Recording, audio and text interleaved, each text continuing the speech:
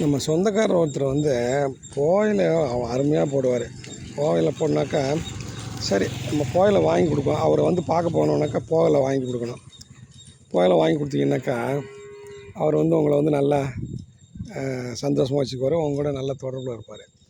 அதே மாதிரி இந்த அந்த புகையில வந்து அவர் வந்து ஒரு வேஷ்டியில் வந்து எப்படியும் நிறையா வச்சுருப்பார் சுற்றி. அது அது இது மாதிரி ஒரு வச்சுருப்பார். அதுக்கு ஒரு துணியில் தைச்சி அதில் உள்ள செலுத்தி வச்சுருப்பார். எப்போயாவது யாரும் பார்க்கலனாக்கா அதை எடுத்து யாரும் தெரியாத இடத்துல காய போடுவார் பாருங்க.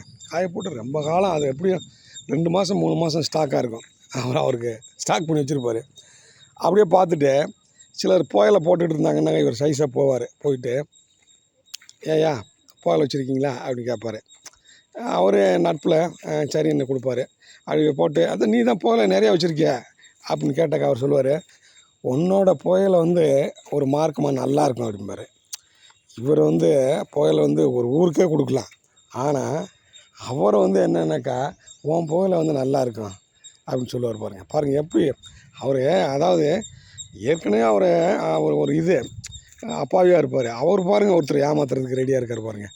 உன் புகையில வந்து நல்லாயிருக்கும் நீ கொடு அப்படின்னு சொல்லிவிட்டு சரி அந்த புகையில போடுவாரன்றீங்களா லேசாக அப்படியே ஒரு மோந்து பார்த்துட்டு கொஞ்சம் மட்டும் பிச்சு வாயில் வச்சுட்டு அது உள்ளே வச்சுக்குவார்.